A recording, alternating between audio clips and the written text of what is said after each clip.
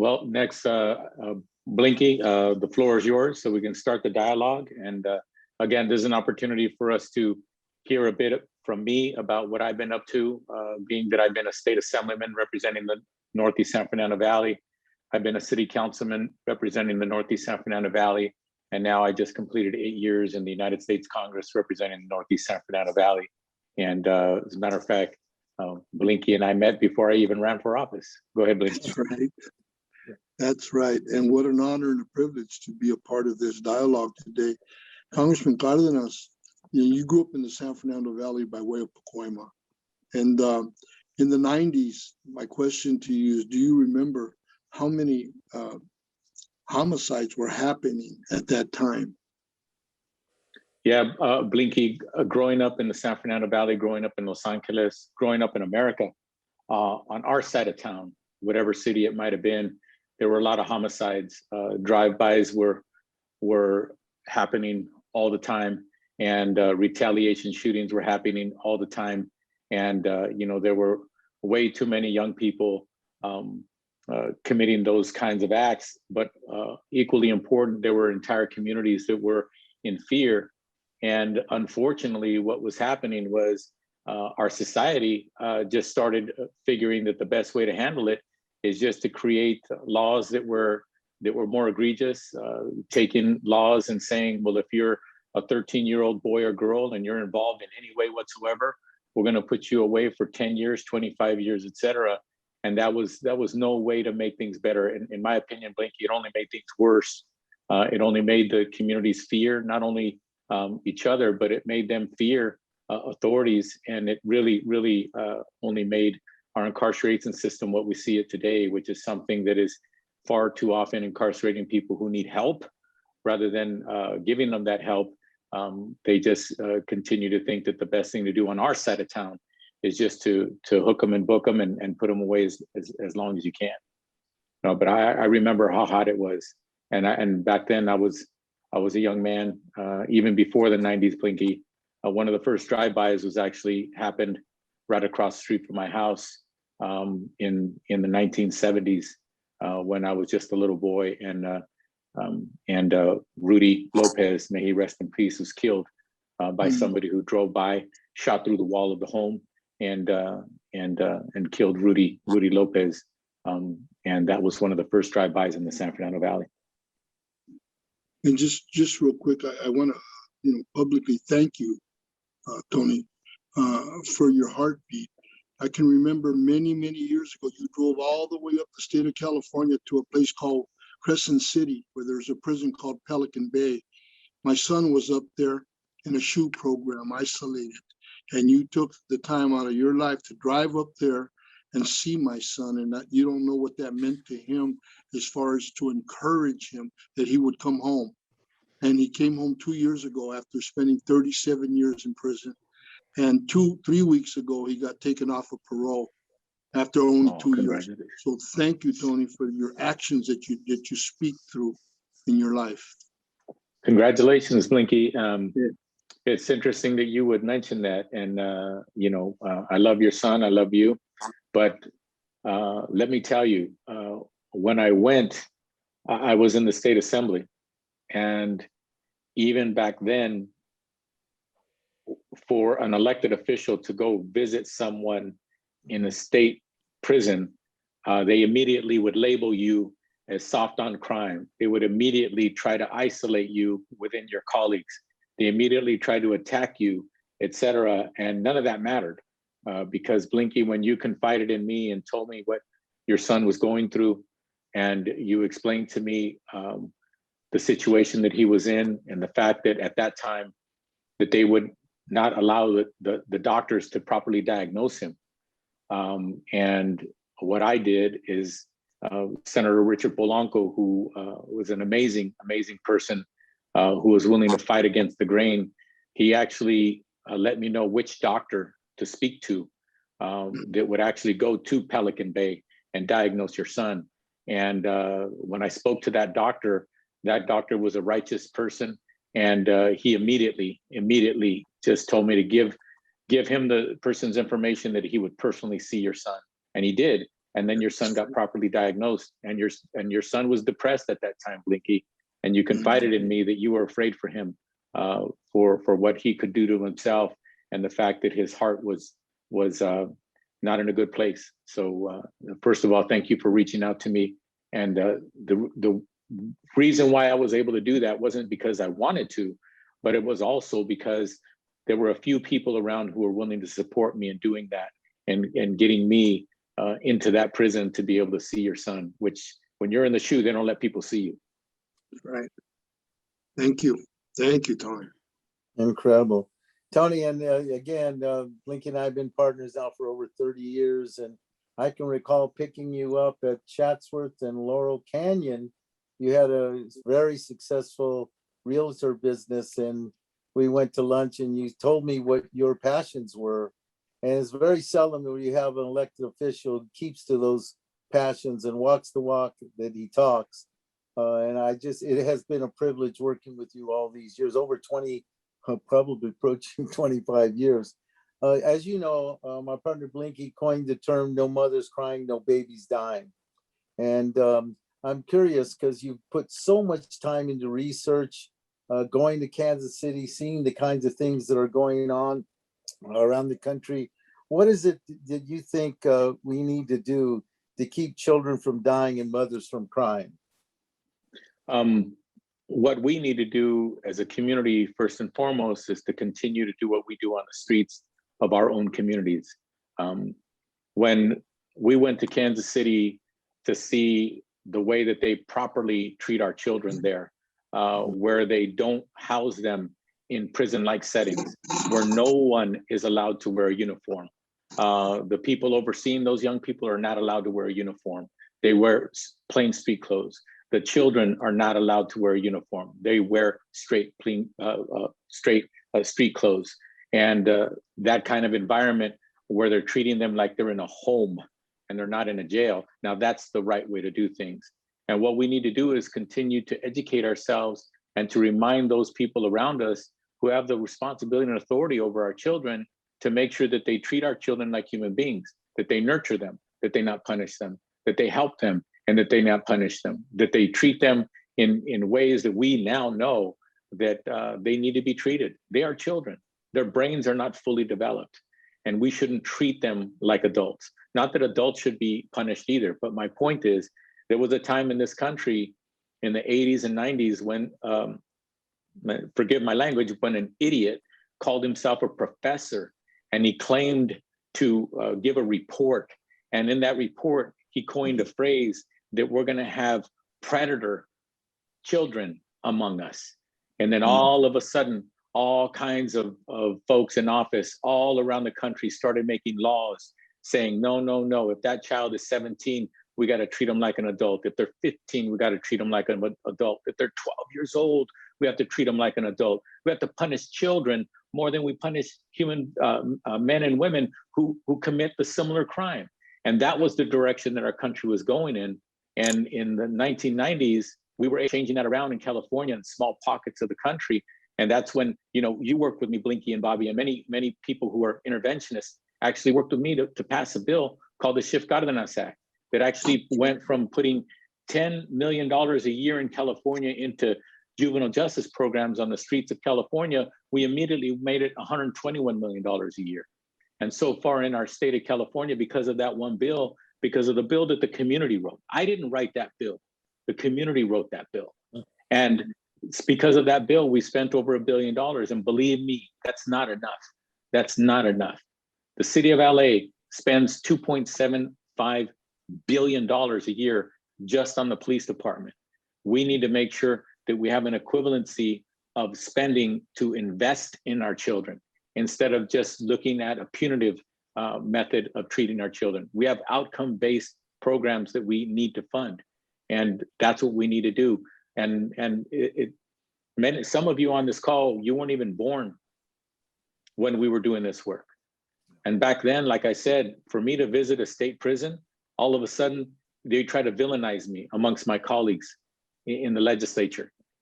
Same thing. When you carried a bill to try to nurture children, to try to help children rather than imprison them, they try to label you as well. They said, oh, you're just coddling these youth. You're a hug-a-thug and ridiculous things like that.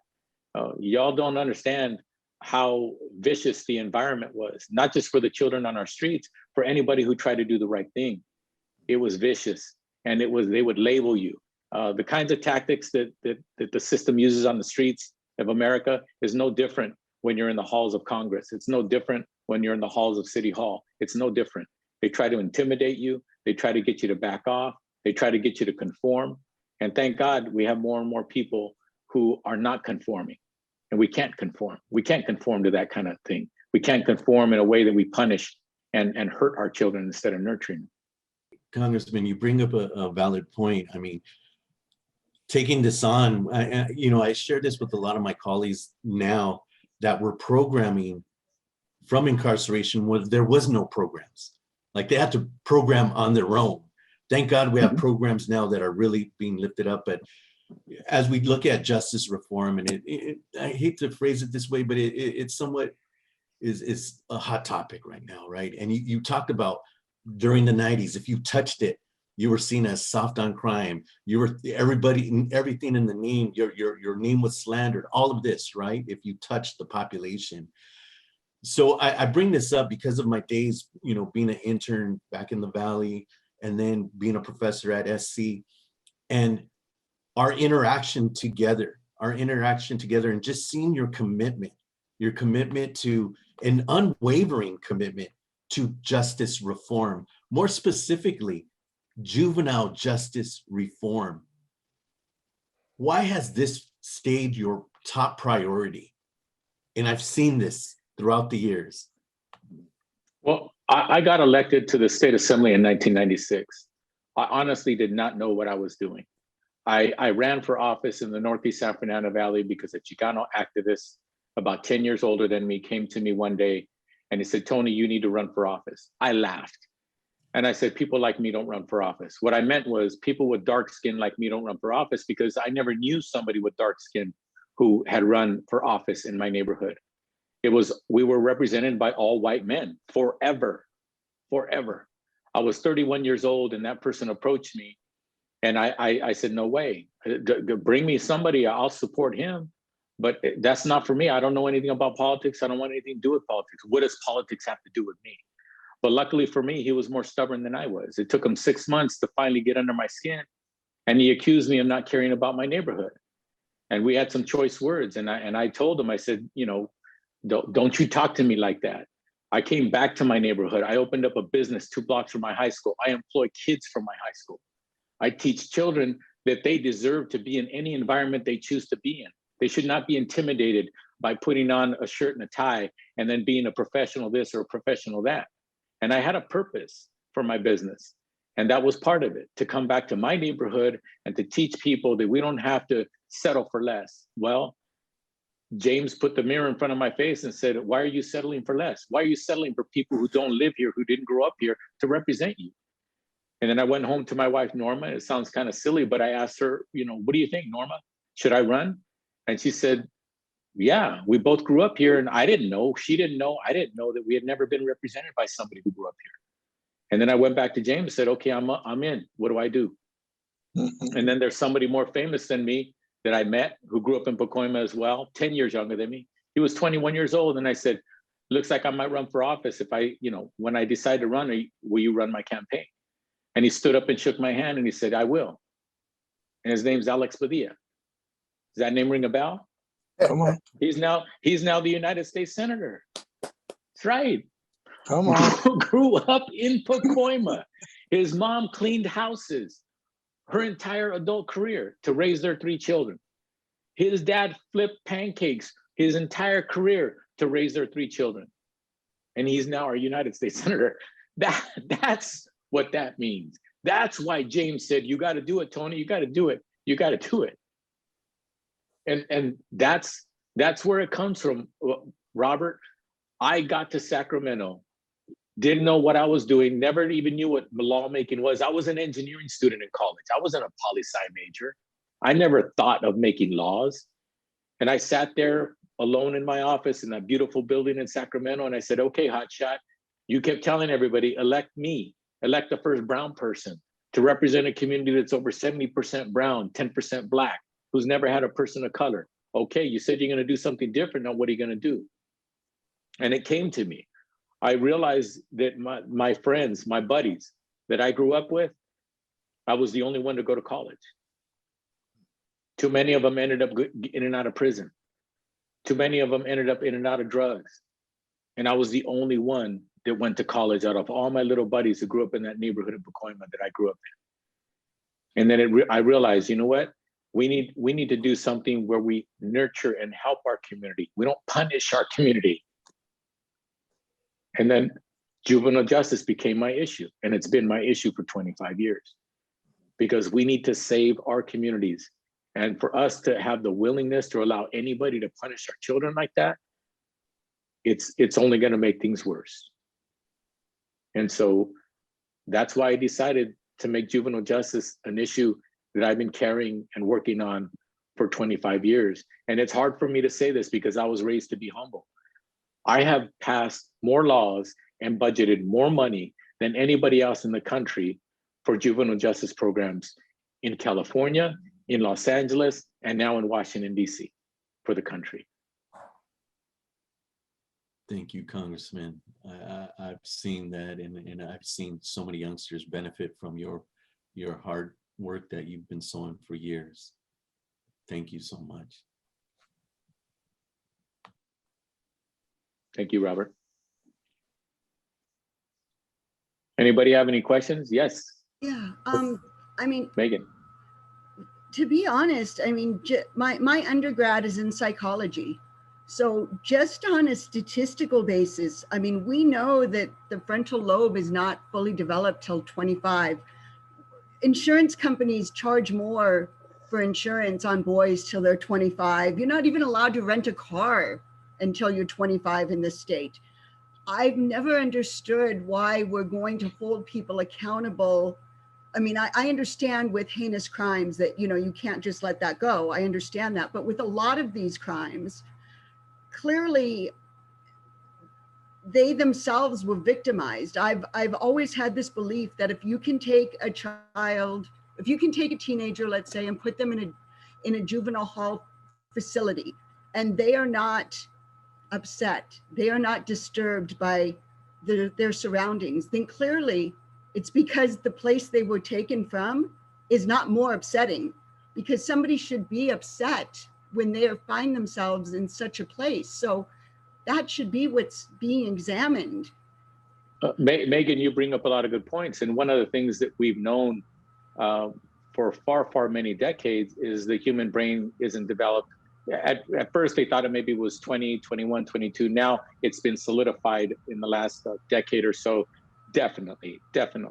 The brain isn't fully developed until you're about 25. But at the same time, you look at California, look at the rest of the country, most of the people who are doing time for nonviolent crimes. Most of them are drug offenses.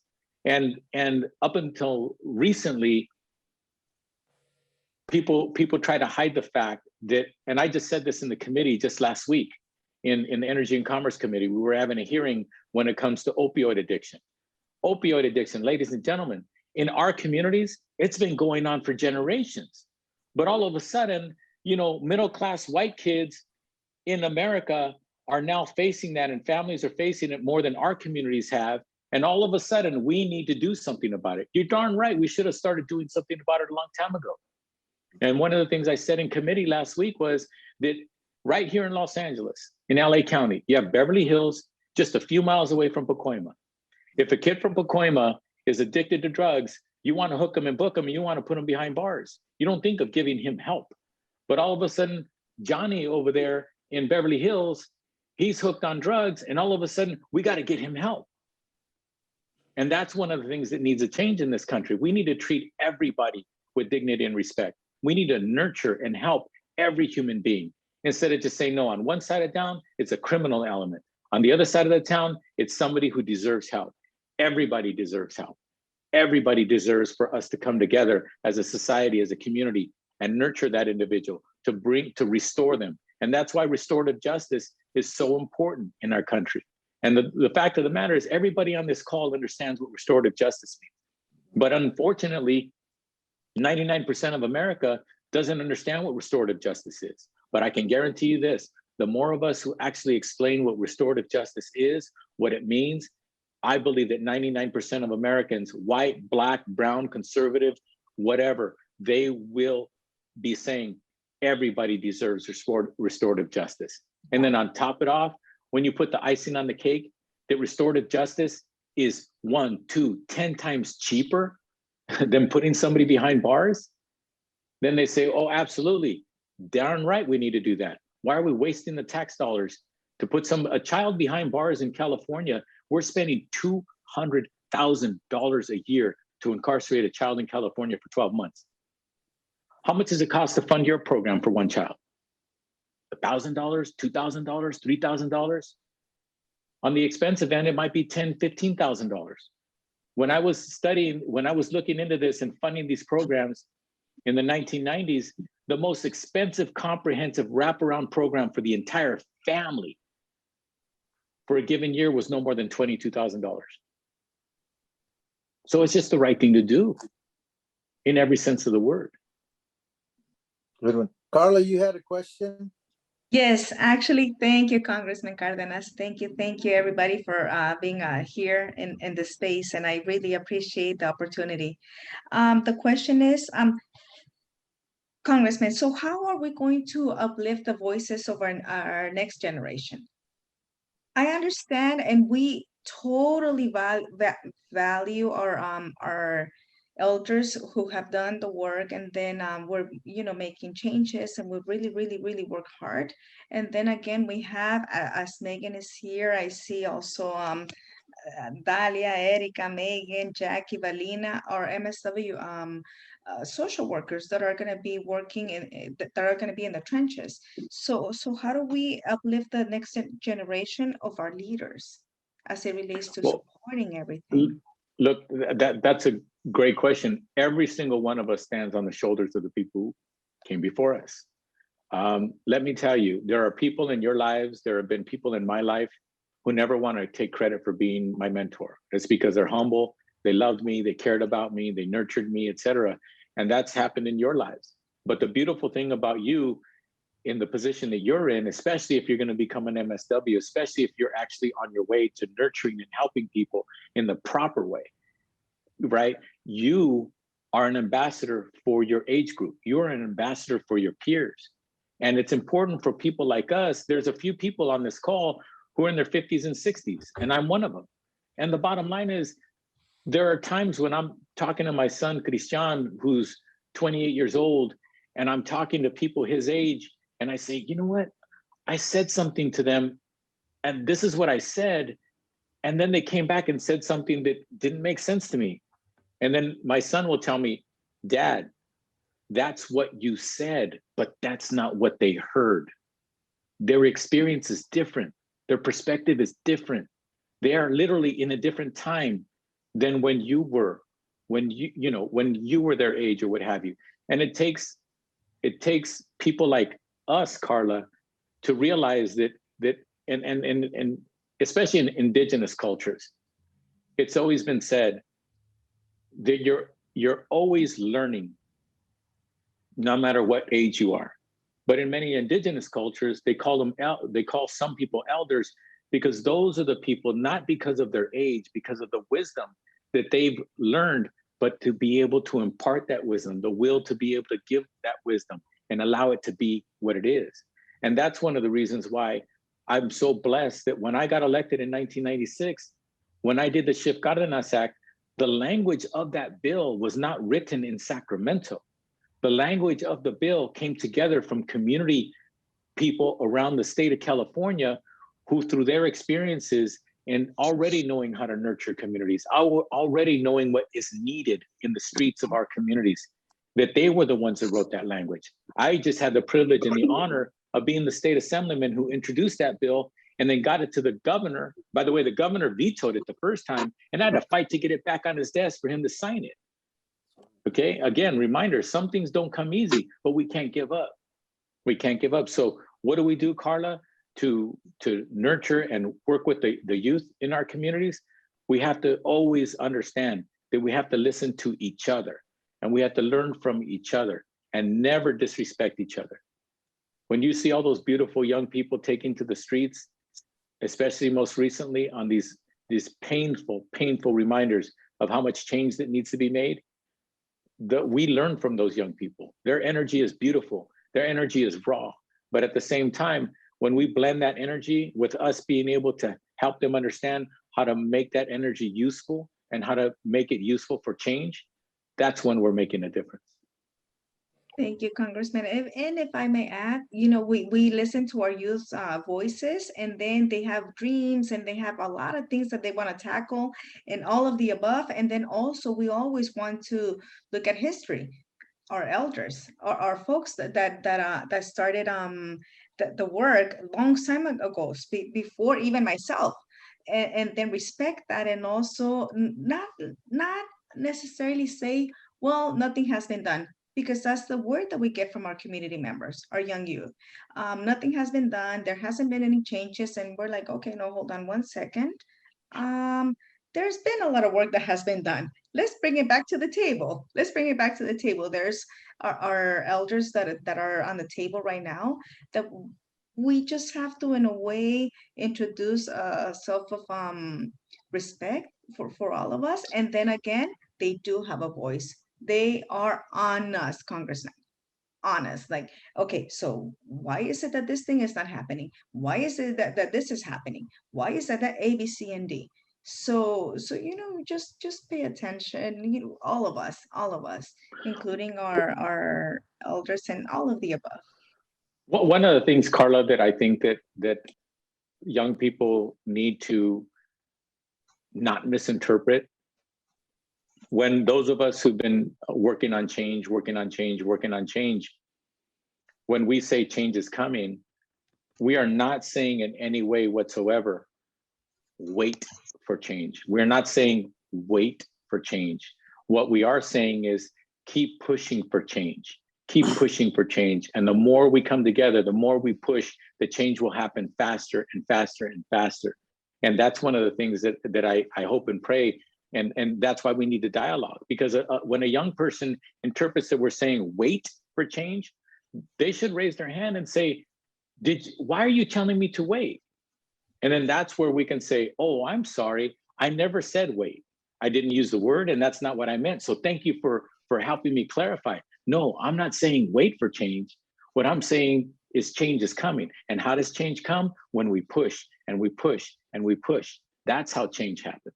Right. That's how change happens. And the best way to do it is with nonviolence. That's the best way to do it. I'm sorry, Blinky, I said raise hands, and it looks like Elida raised her hand. So. That's right. Thank you, Congressman Cardenas, and thank you for bringing us together.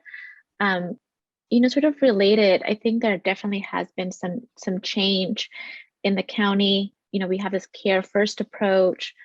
We had the Measure J, Youth Justice Reimagined. And then sort of we continuously face this challenge of where is the money going to and what is getting funded. And we just learned that, you know, probation's budget is continuing to increase despite the population's decreasing.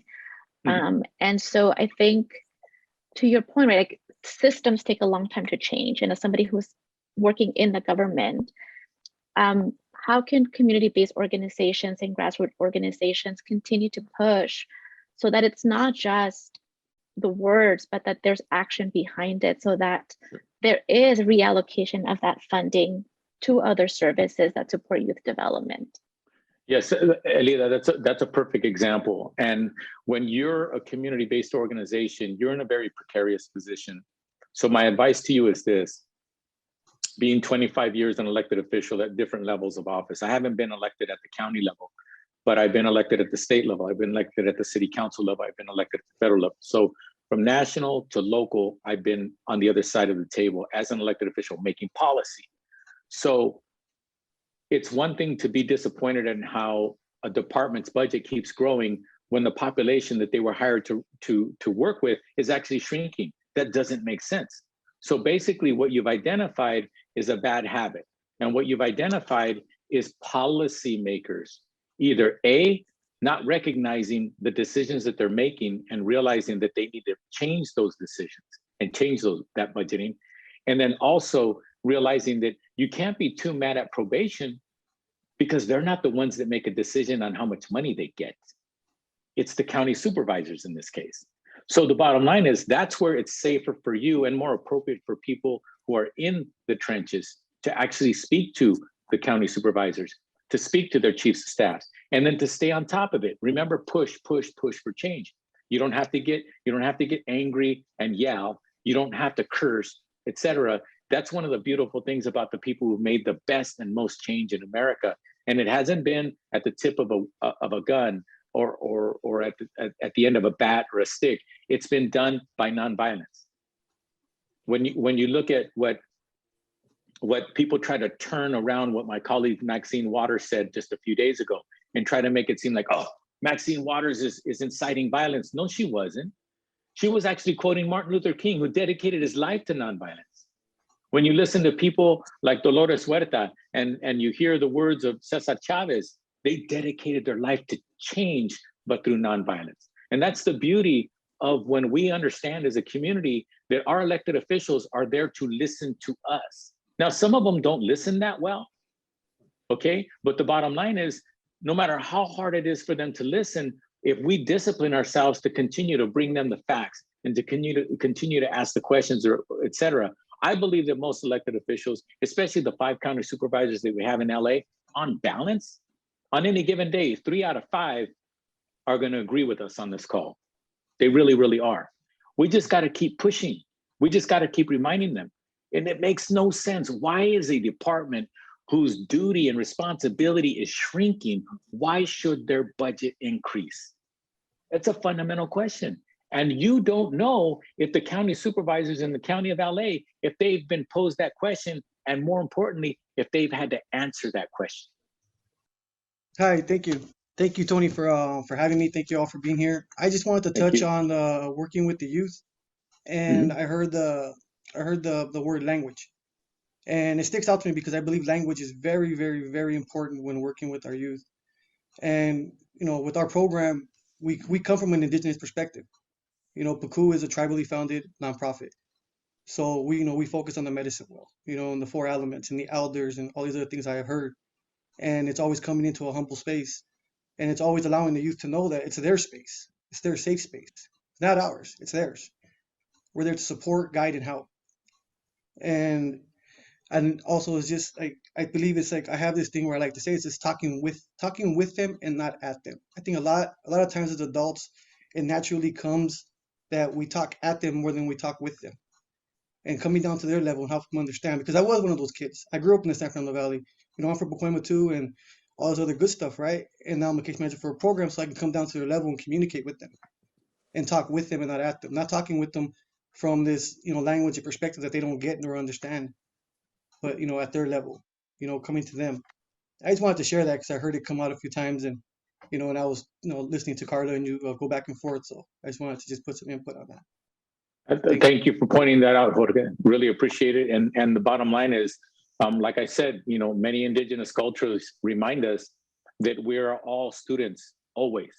The teacher doesn't have to be of a certain age. It just wisdom materializes itself and presents itself in many, many given moments from many places. I mean, there, in my opinion, there are people who are 80 years old and they're taking care of their 2-year-old granddaughter. And the bottom line is there's something that child might do that might inspire that person to finally realize after 80 years of being on this planet, they learned something from that moment, that gesture, et cetera, or those humble words, those innocent words. And that's the beauty of what I believe our youth carry. Our youth carry a lot of innocence, and that innocence to me is a lot closer to purity than non-innocence. Yes, definitely. Thank you for that. I couldn't agree more. And speaking to that, one thing, you know, I go over with my students, the policy class I have, and something which was so remarkable, speaking to what you're speaking about right now, is really community-centered change, right? Community being the center of the change, and the population most impacted by these social issues oftentimes have the solution. And one thing I highlight in my policy course is the community-based gang intervention model. And I say that, Congressman, because it was so groundbreaking, because at the time, and I don't think people realize, you literally flipped government on its head and brought in community most wedded to this issue of gang violence, those who were actually gang involved, those who were former gang, non-active members, those coming from confinement, and you brought them into your chambers and you said, hey, you inform me of what policy is. And the reason why I'm bringing this up, because I was right there, seeing it. I was helping with the code authoring of it. But that in itself, Congressman, is powerful in itself. And I just wish if you could speak a little bit more in terms of the role community has to causing change. Thank you for that question, Robert, and thank you for your dedication for decades now. And what Robert is talking about is in the city of Los Angeles, we were the first government entity in the country to actually recognize gang interventionists, to actually formalize that they are part of the solution, definitely not the problem. And to recognize that if somebody is formally incarcerated, they have unique and special value. And they not only should they be valued, we were the first government entity that I'm aware of in the country to actually put money into the city budget so that gang interventionists could get paid. And some of you might think, well, okay, what's the big deal? What you don't understand is many governments have triggers and they have things that prevent themselves from allowing dollars to go into the households of somebody who's formerly incarcerated. And we completely obliterated that. We did not recognize that. We did not want to hear it. It was irrelevant. What the relevancy was, is this person qualified to help his or her community heal? Is this person willing to dedicate themselves to help their community heal and get better? And what we did is, for the first time, we actually said the taxpayers are going to pay for that person to help their community. Before, they only thought that money should go to police officers. It should only go to probation officers. It should only go to people who wear a badge.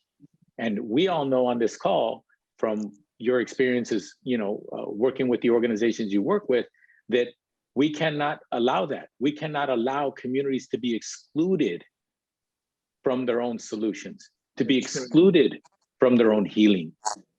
And that was for the first time we did it. And that model is now being used in other countries around the world. It's now being used and modified in their own way in other parts of this country. And what Robert was pointing out is that was not created by Councilman Tony Cardenas. I just had the honor of pulling together all of these community members so that they could teach us in City Hall what the real solutions are.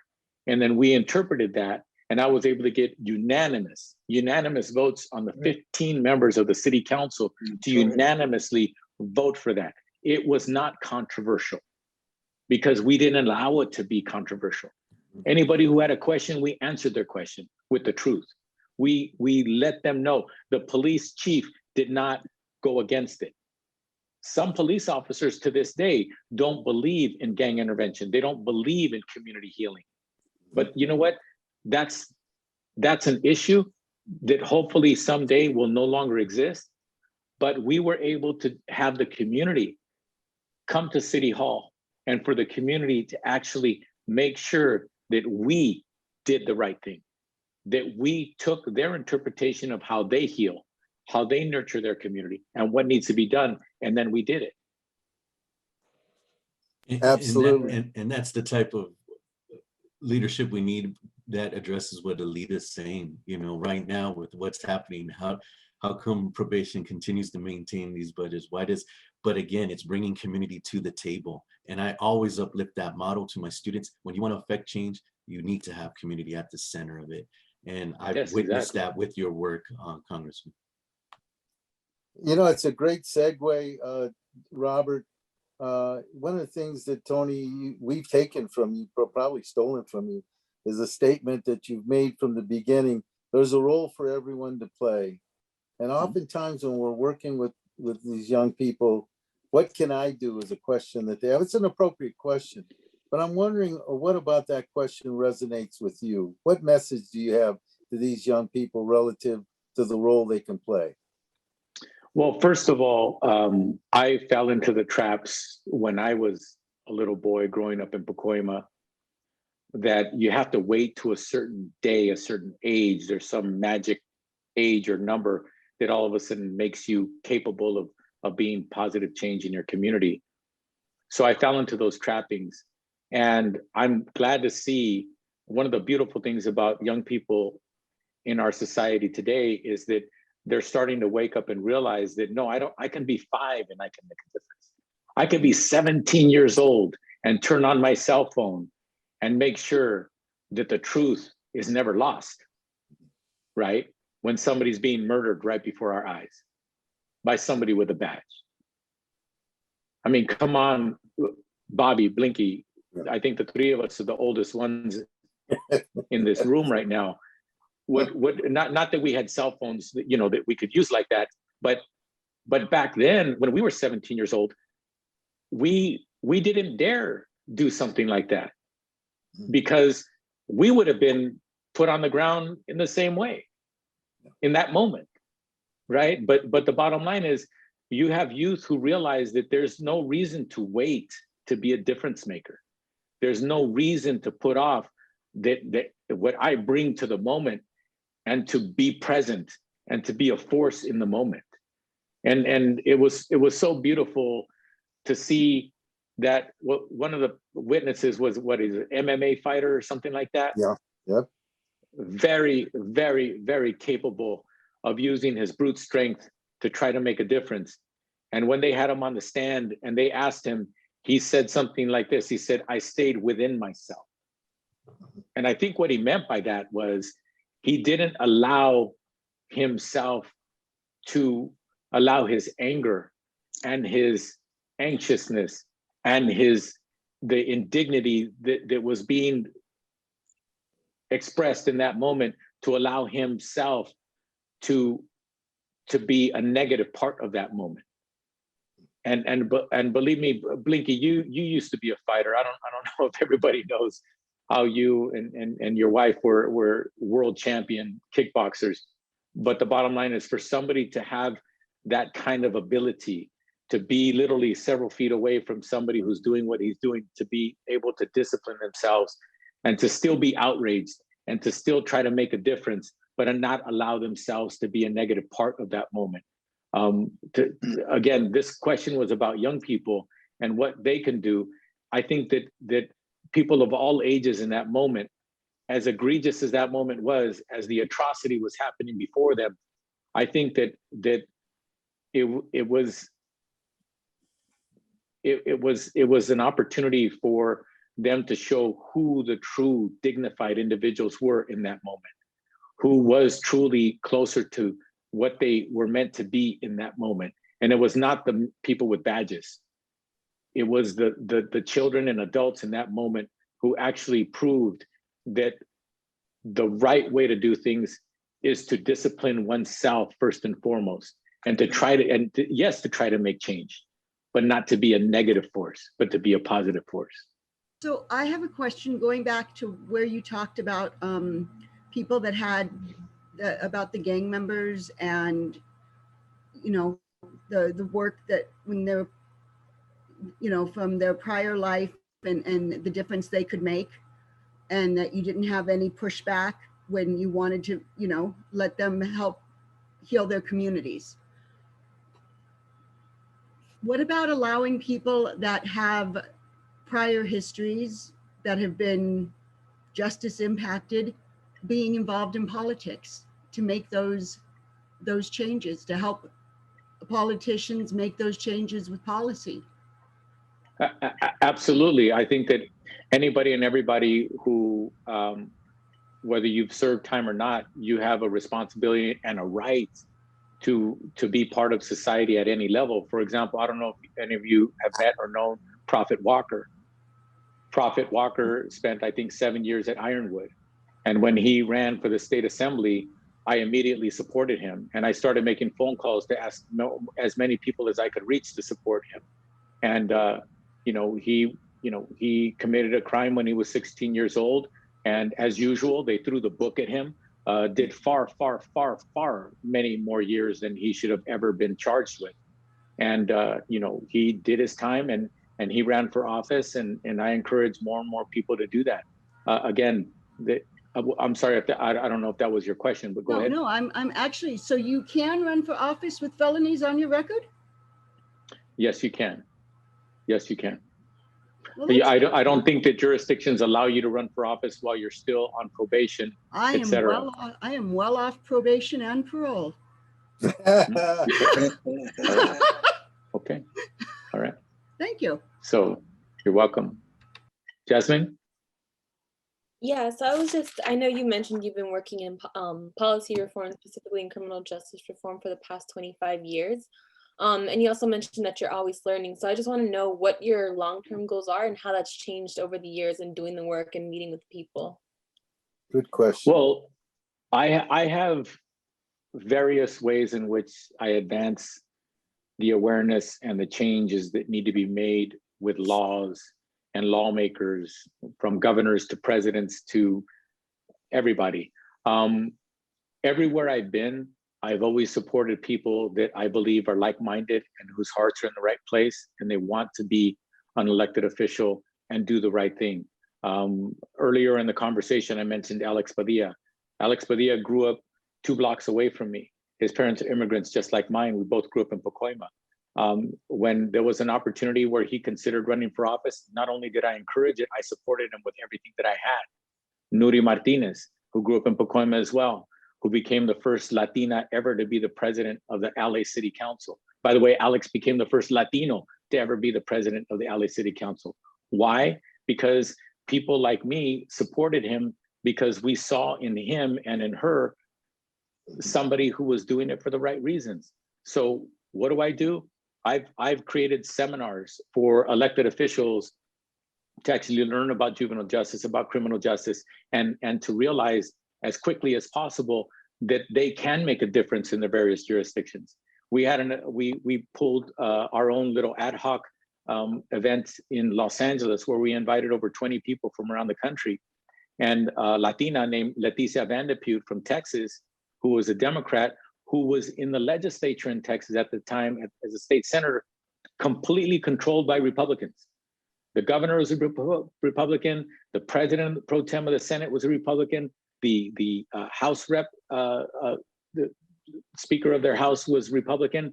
And then what happened was, because she came together with us and learned about juvenile justice, she's just so wicked smart and amazing, that she went back to Texas. And when Texas realized that their youth justice system needed to be completely redone, she took that opportunity and the knowledge that she learned from us in Los Angeles, and she worked with the Republican governor. She worked with the Republican pro tem. And this is what she did. She's so clever. She said, if I can show you how to make our juvenile justice system better and save money while doing it, and saving lives and making our streets safer in Texas, are you willing to do it? And they said, if you can show us how to save money and do all that, I'm all ears. And she did it. She did it in less than 1 year. So that's an example of what I realized what my power is, because I can bring an audience. When I got elected to the United States Congress, every time I was in the same room with President Barack Obama, for the 4 years that I was there and the 4 years he was president, I never missed an opportunity to ask him a question, either at the microphone in front of 200 of us, or one-on-one when we actually got face-to-face and talk about juvenile justice, criminal justice, and prison reform. I never missed an opportunity. So my point is, whether it's a young person in our community who wants to learn and grow and can learn from me and learn how to do a better job than me, or do things different or better than I can, I try to avail myself and make myself available to help that individual. whether it's the president of the United States or a governor of California who vetoes the bill, and then I put that bill right back on his desk and then he signed it.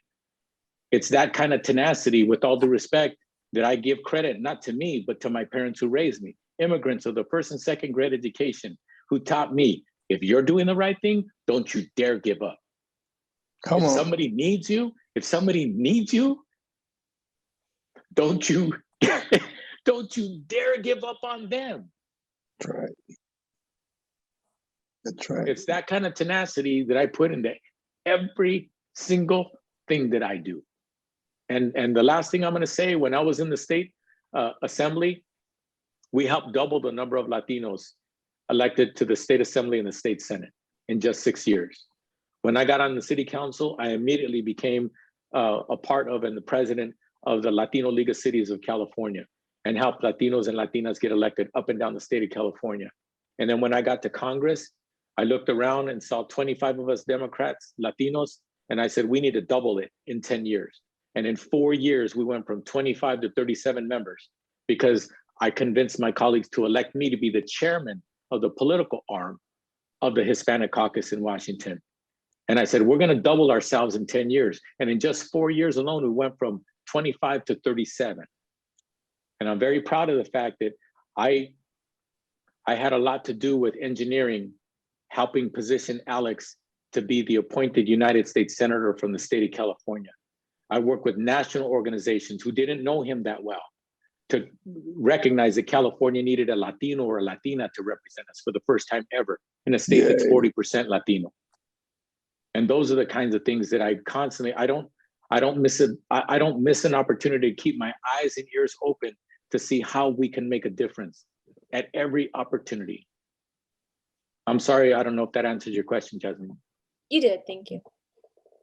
Congressman, is there something you're most proud of? Is that a fair question? What are you most proud of after a quarter of a century impacting policy? Well, actually, impacting policy isn't the first thing I think of when you ask me that question. I'll tell you a proud moment was when I was talking to a friend of mine who came here from Central America. By the way, he made the movie, and if you haven't seen it, you got to see it. It's called, it's about his journey as a little 12-year-old boy who came from El Salvador. He escaped the war, and it's called Voces Inocentes, Innocent Voices. That story is his story. That story is his story. He's the little boy in that story. Well, I was fortunate to meet him when I was on the city council. We became good friends. As a matter of fact, they asked me to preside over him and his wife's wedding, which it was my honor to do that. That's how close we are now. And one day we were talking, and I had never met his mother before. This is before he got married. And we were just talking like friends do. And I said, hey, how you doing, brother? This and that. And I said, how's your family?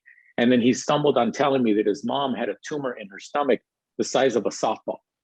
And I said, how is she? He says, well, I took her to the emergency room last night because she was in such pain. And then I said, yeah, but you told me she has a tumor. They're not taking it out. He goes, well, she has an operation coming. And I go, wait a minute, why are they waiting so long? She's literally dying from pain and they're not taking out the tumor. So it turns out that she was on the county system for healthcare at the time. And remember, I was running for Congress. Now, I had just joined Congress, and I was formerly a city councilman, formerly a state assemblyman. And then so when he started telling me that story, I said, that ain't right, that ain't right. I said, text me the exact name of your mom when she deals with the county health system.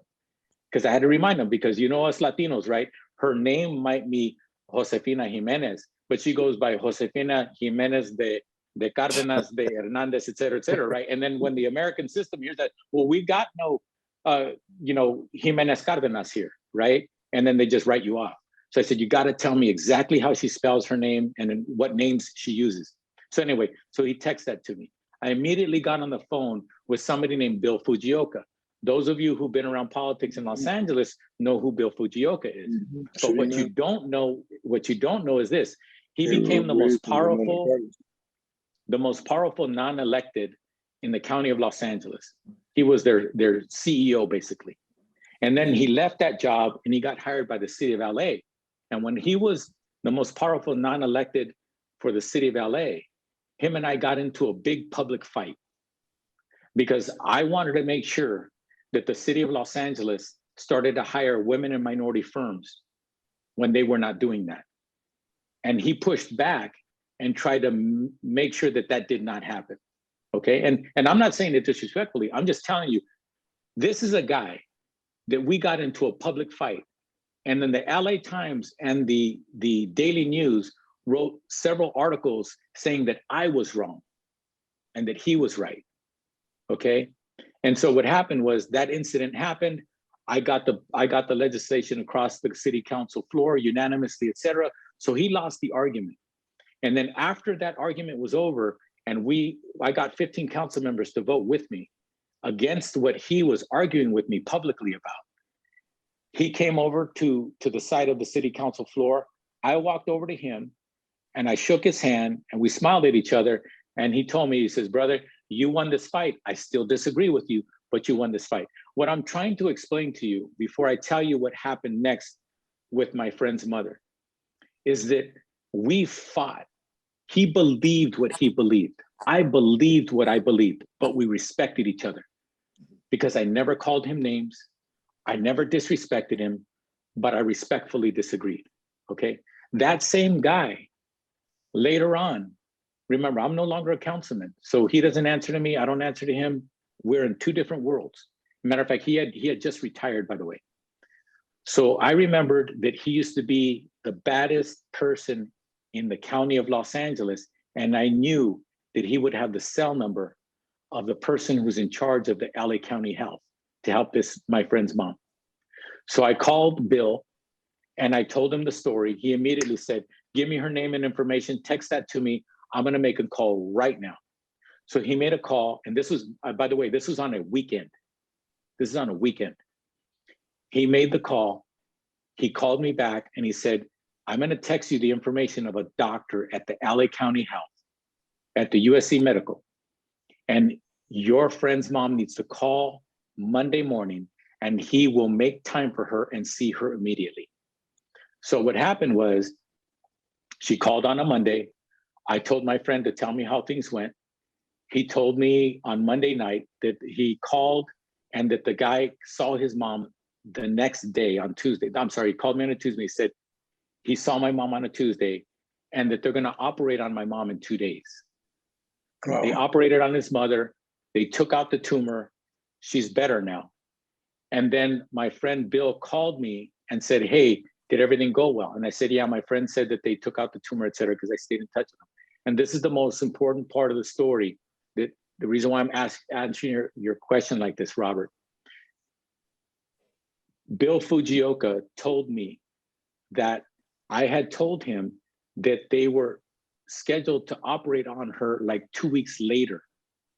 He says, Tony, when I looked into her situation, the appointment that she had 2 weeks after we were talking was not to operate on her. It was just to go ahead and look at her again and then put her off again. When she was literally going to the emergency room over and over and over, she was in such pain. Okay, the reason why that to me reminds me about a proud moment for me as an elected official is because as a congressman, what I was able to make happen had nothing to do with me being a congressman. What made the difference was my respect and relationship with somebody else who was willing to take my call on a weekend, him make a call on a weekend, and him get somebody else very powerful and very important to actually say, I will see her on Monday morning. You make sure she calls this number and I will help her. That is a proud moment for me. That's right. She's not a CEO of a company. She's a woman who doesn't even speak English, who needed help. And I was able to use my relationships and my experience to make sure that she got the help and the dignity that she deserved. Not because of my title, but because of my reputation and my reputation and relationship with somebody that I got into the most public fight with that I've ever had in my life. Yeah, I have a question for the congressman. Yeah, I understand that officers do trainings within the academy, but when they outside of the academy, all that training like goes out the window because there's a disconnect between officers and people of color. Do you feel like there should be like more training within the academy so officers can learn more about the minority population before entering within? Because some come in with the stereotype that all like minorities are all the same. So I was just wondering if there should be like more training about and history about minority population for officers within the academy. Jasmine, absolutely, there needs to be more training, but unfortunately, the too many powerful people within policing systems, whether it's the LA Sheriffs, the LA City, LAPD, or any other system anywhere in the country. What happens is there's usually a small group of individuals who refuse to allow their system to advance, and refuse through, in my opinion, through insecurities, they refuse to allow them to actually do the right thing and to change the culture. What you described, Jasmine, is a culture. And yes, more than ever before, at least in LAPD training, they actually allow more sensitivity training than ever before. But you're absolutely right, Jasmine. There needs to be ongoing training. There needs to be, and also sensitivity training gets better and better and better all the time. They need to be willing to do that. And I think that today, more than ever, the city council of today is going to put more and more money into training of that kind, and not only during the academy, but also ongoing as well. Because everything that the question that you just asked it's about the right thing to do, but it's also about, like I talked about the county supervisors before, when it comes to probation, because they're county. LAPD, for example, is the city, and it's the city council that makes the budget. It's the city council that can force the training, the sensitivity training, but they also have to fund it as well. If I can make so one yes, mention. More needs to be done. Go ahead, Blinky. Yeah, so we've been training LAPD for almost 9 years. When I say we, I'm talking about my chaplain in service and Akil Bashir and his people. And it's been tied to what is intervention, what intervention does and does not do. That's to officers that are already been officers, whether it's 2 years or 20 years. That's gang unit, that's detectives, that's everybody. Now we're talking about doing the training to those that are in the academy before they get the power of the badge on, so that we can continue to grow that work. So I just wanted to make that mention for the young lady that had just asked that question. You know, the city of LA, the county of LA has come a long ways. And just on another side note, Bill Fujioka has a brother that's Judge Fujioka over at Sylmar Juvenile Hall. And they both grew up in East LA. Yeah. Yes. In the projects. Yeah. Yep. They grew up in the projects. Yeah. What was that? The Maravilla projects, I think. Maravilla, that's it. Yeah. Mm-hmm. Mm-hmm. Travis, did you have a question? Oh yeah. So I realized that we've been talking a lot about California and Los Angeles.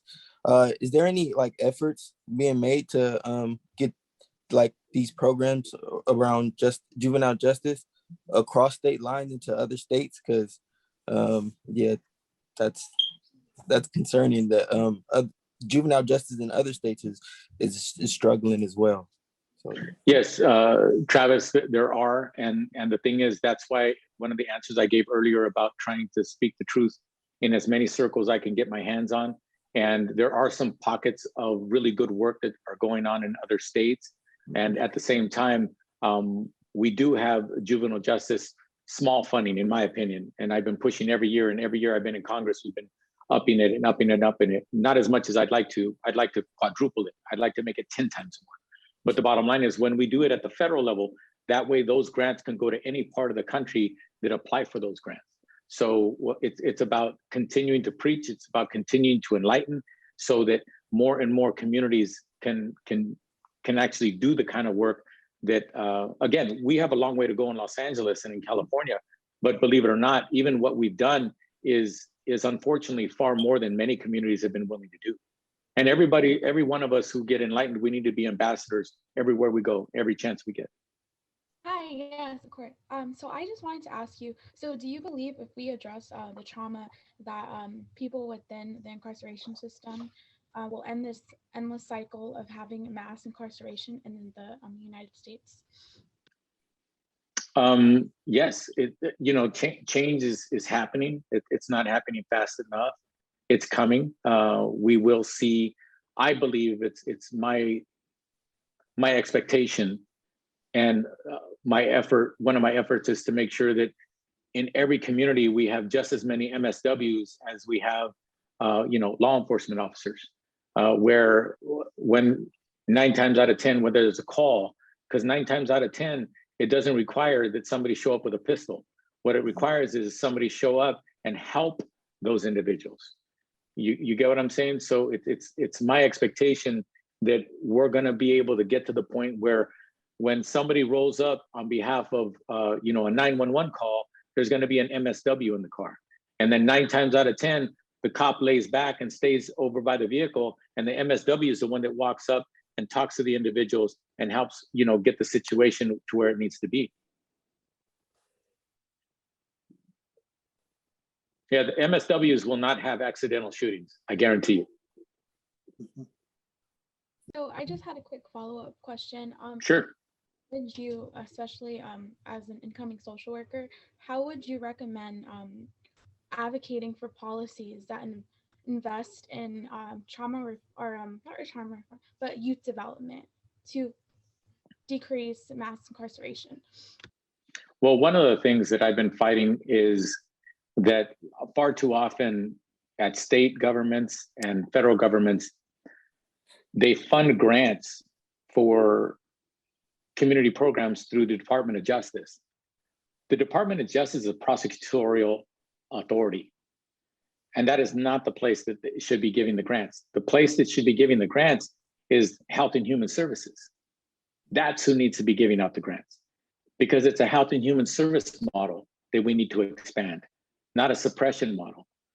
And every time that they give that money, people inadvertently say, oh my gosh, Department of Justice is amazing. Well, in some ways they are amazing, but the bottom line is it's a Health and Human Service model that we need to expand on, not the punitive model. Right now, all departments of justice, they are a suppression model. And that's who they are. But they get right now at the federal level. I'm fighting to increase the grants, but every time I do it, it really pisses me off that they do not allow HHS to have control of that money. They let Department of Justice have control of that money. Department of Justice, they hire prosecutors.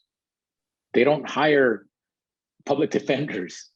They don't hire MSWs. They don't hire psychologists. They don't hire psychiatrists. They don't hire people who are there to help restore people. They hire people whose job is to put people behind bars. Why should they be controlling the grants for, the kind of work that we need to be doing on the streets, the restorative justice work? Hi, so earlier when they asked what you were most proud of, I really enjoyed the story that you decided to share. And I was wondering, how do you believe that we can create a community where more individuals are willing to use their relationships the way you did to help those around them? I think for many of us who have been raised by humble parents, we were taught that model. I'm the youngest of 11 kids. Every time we used to go to a wedding or a house party or something like that, I remember, my mom and dad, before we would leave, they would make us help clean up. I mean, when you're a kid, you hate that, right? You're like, why do I gotta clean up? I'm all dressed up. You know what I'm saying? I'm gonna spill something on me or something. But, we didn't get to argue. We just knew, okay, dad said help clean up. We got to clean up. Mom said you got to help clean up, right? So we did. So the thing is, I think that many of us have been taught to be giving. Many of us have been taught to be loving and caring, and regardless of what the moment is, even if it's a moment where you're there to celebrate, hey, there's work to be done, right? There's something else that needs to happen here, not just having fun. When the music stopped, you know what I'm saying? We always knew, oh man, the party's over. As a little kid, it's like, oh, I got to clean up now, right? But you get what I'm saying? But that's life. Like I said earlier, a young woman was just going about her business And then all of a sudden she saw police officers abusing and eventually killing someone. And she took out her phone. She took out her phone and she filmed it. As much pain as she was in. And you can hear her voice speaking over that video, but she didn't stop videotaping. She knew that the right thing to do was to continue to do that. So I think it's innate in us, I believe. It's part of who we are. And especially the people on this call. I mean, you know, you're doing what you're doing, whether you're already working full-time for one of these organizations or you're getting your MSW, you don't see yourself getting your MSW and living in a mansion. And I'm not saying you don't deserve to, I'm not judging. What I'm saying is, you know that MSWs don't make $100,000 a year or more, right? You know that MSWs get paid just enough money to maybe live and not enough money to pay off your student loans. You know that going in and you're still doing it. God bless you.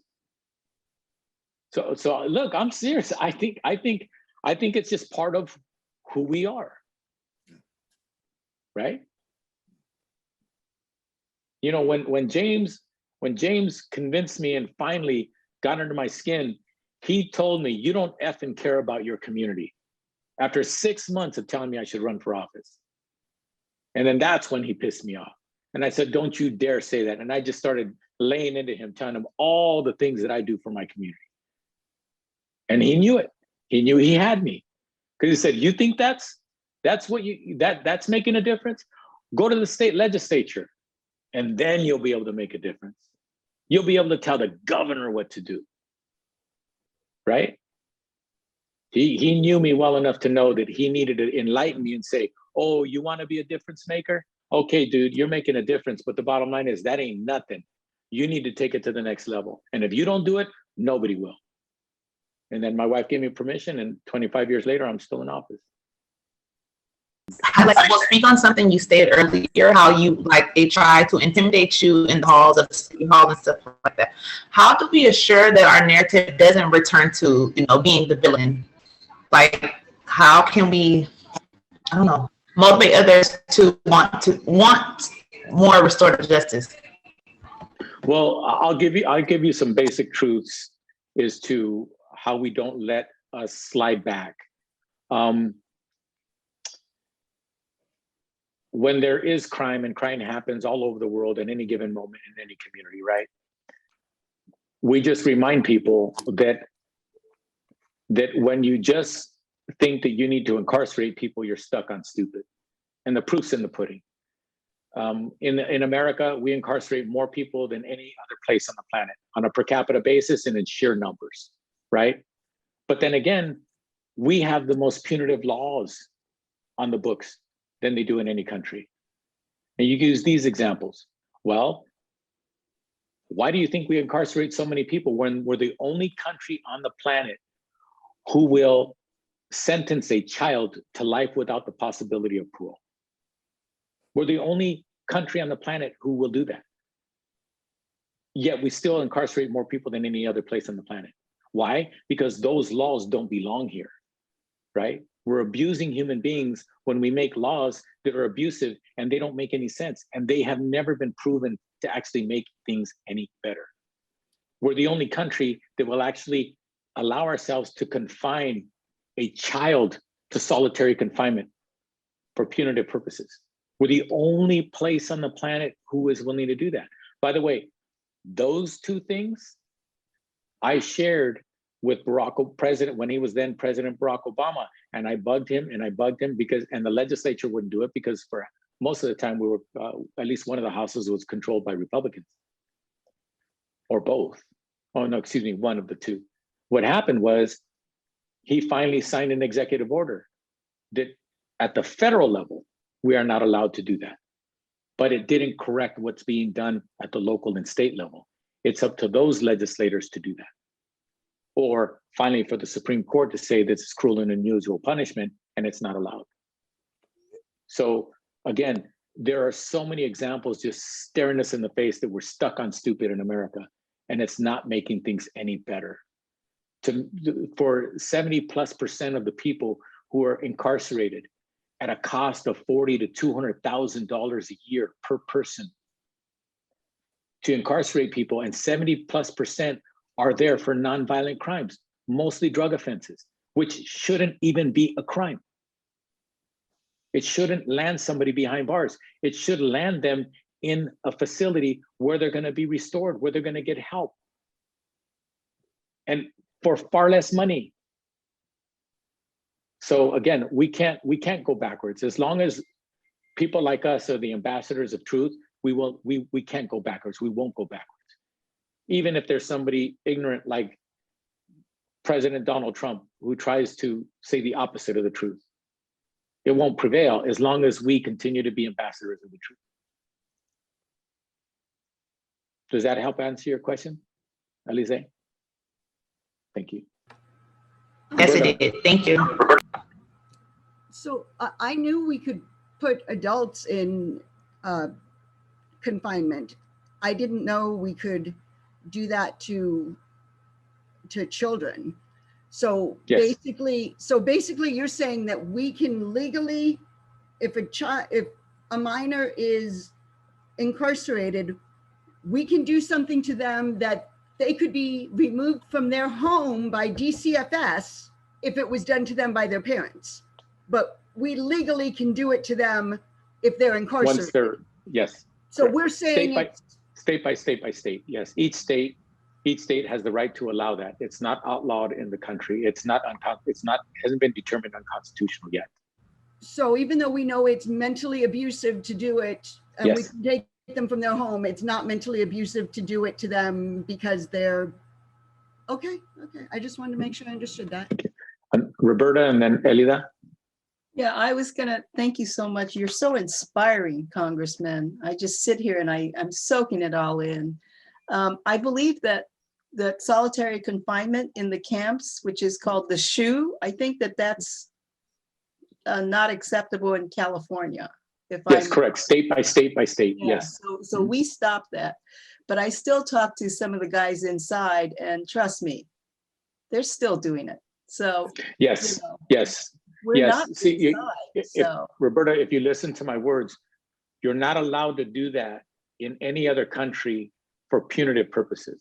Now, if somebody is harming themselves or what have you, and they need to be isolated, and again, the only way to do it right is you have to isolate them hour by hour by hour.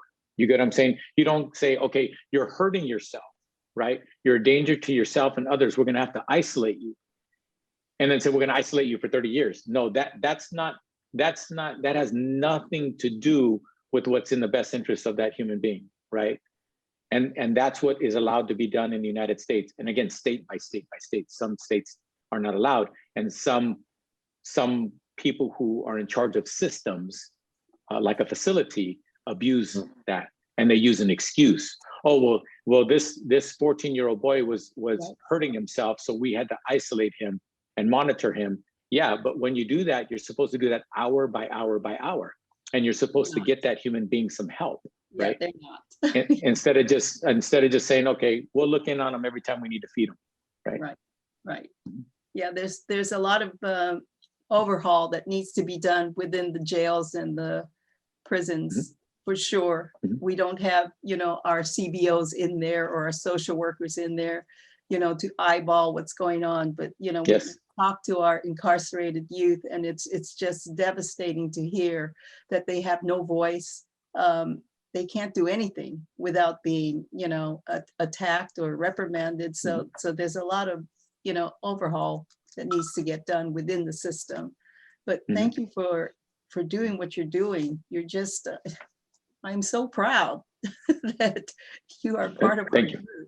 Thank you. Thank you, Roberta. And then before we go to Elida, one of the things that you need to keep this in your back pocket, if you talk to anybody in the city of Los Angeles or anybody in the county of Los Angeles, and they tell you because of COVID, financially, we are in the red, okay? Ever since Congress passed and gave President Biden the Rescue Plan Act, when he became president, we have now funded counties and cities, and LA City and LA County is not an exception. We funded them, and they are no longer going to be in the red. They are in the black. Okay. Before that, if Trump would have got reelected, oh my God, Trump would have never signed a bill like that. And he would have never restored the funding for states, counties, and cities, hospitals, local governments, school districts, et cetera. But we did. See, that's the difference between the $600 billion bill that the Republicans were stuck on, that they wanted to send to President Biden. But since the Democrats took over both houses, we were able to send him a $1.9 trillion bill. And a big portion of that was to make sure that we put the local governments in a position where they didn't start cutting everything. And we as Democrats knew that if they would have started cutting, they would have started cutting social programs deeper than anything else, first and foremost. So we couldn't afford to let them start cutting.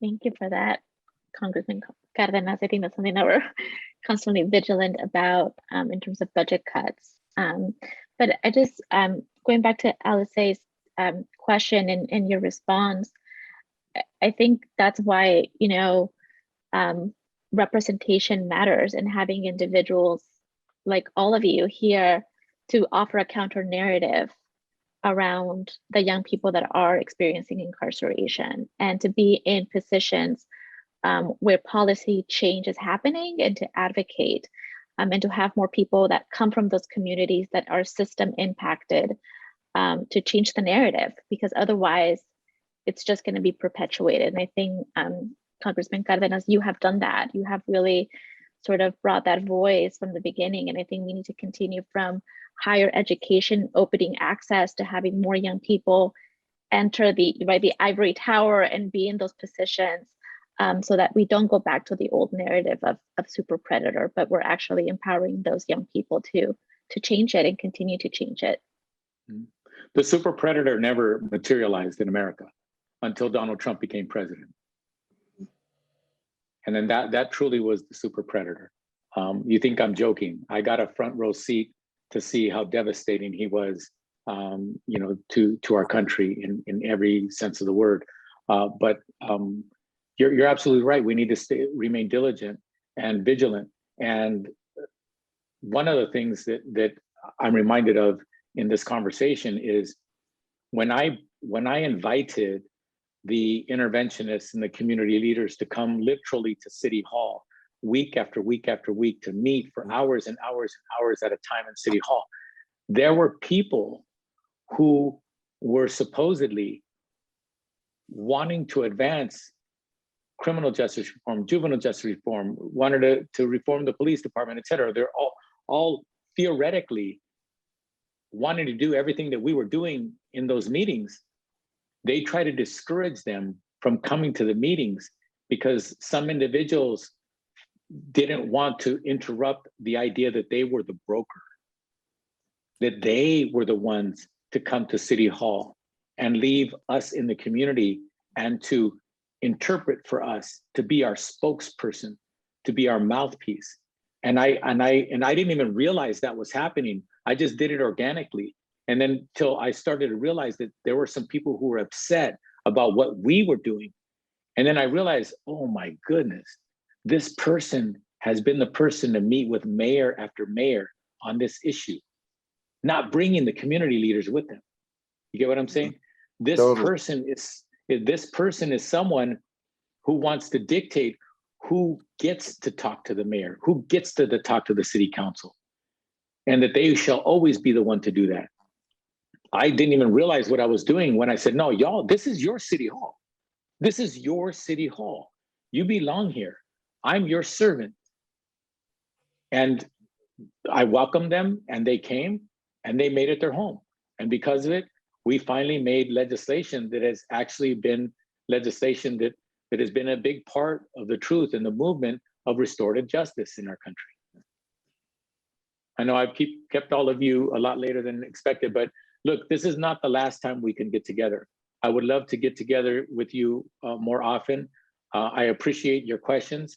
I don't know why, you know, everybody tells me, and I know how brilliant and bright you are and how knowledgeable you are about what needs to happen in our communities, but y'all been a little too shy this time. You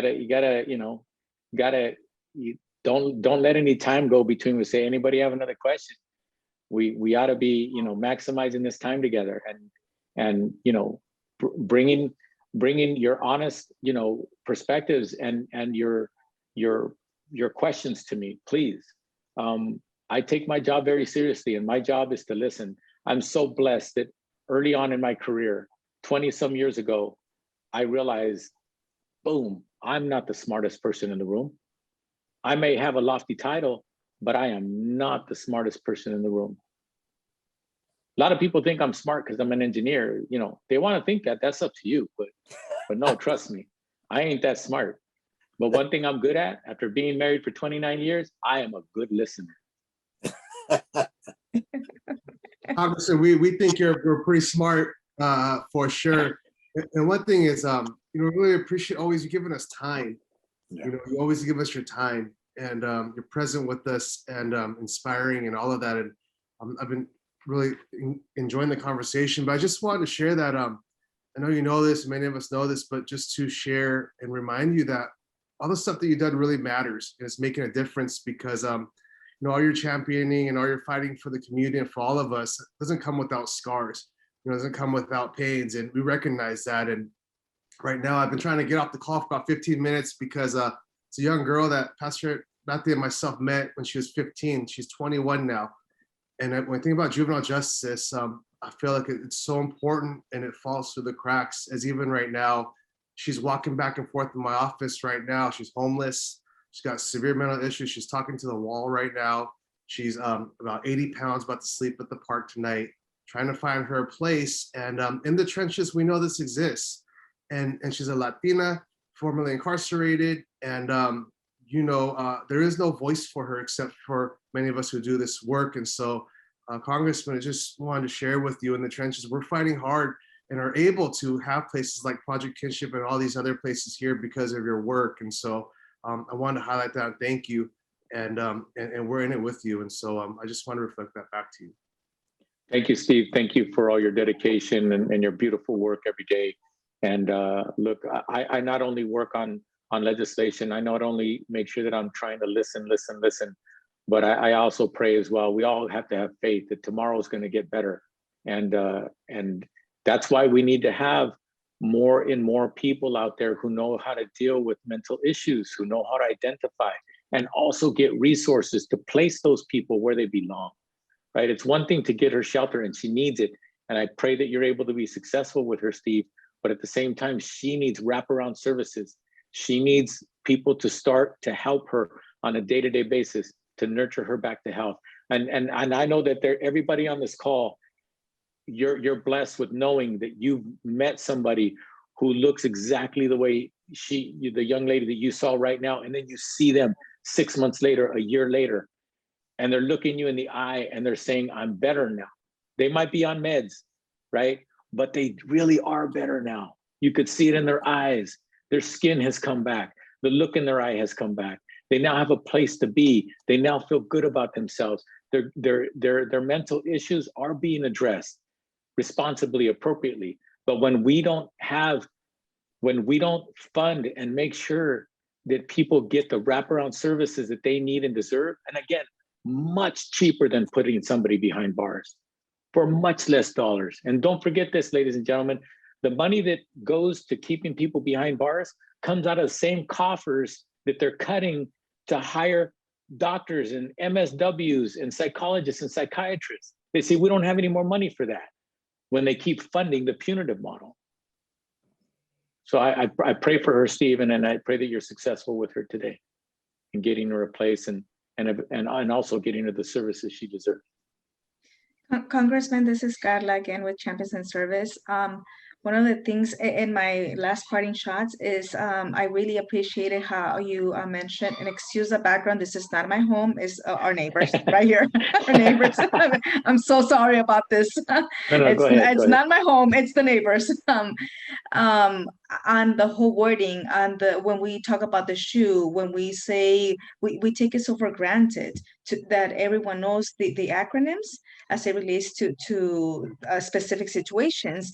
And when we talk about the SHU, we say the SHU, what does it stand for? The Special Housing Unit. I understand that we don't have this gracefully in California yet. There's so much wording that needs to happen. We're blessed at CIS to have for the last, boss, correct me, 22 years MSW interns who are pushing forward, who are asking the right questions, who are seeing what's happening in the now generation, who, I don't know, for some reason Jackie and Dalia just came up to the screen, and just continuing to coach them as it relates to what's happening now. We have such a strong history as it relates to policies that have been passed and to things that have been done. And then how do we hand over the baton? How do we do all of that? I'm blessed to work at the agency that I represent, and all that to say that the language that hit home, the language is really important. We just had a meeting, our group supervision meeting today. And, just check in with how let's be gentle when we communicate the messages. Let's just be a little gentle. There's some rough words still that are in place as it relates to policy. And then that trickles down to our community members. So all that to say that I am very open about saying, just let's be mindful about the language that we use, because there's nothing special about the Special Housing Unit, the SHU, nothing whatsoever. And thank you. Thank you for the opportunity as well.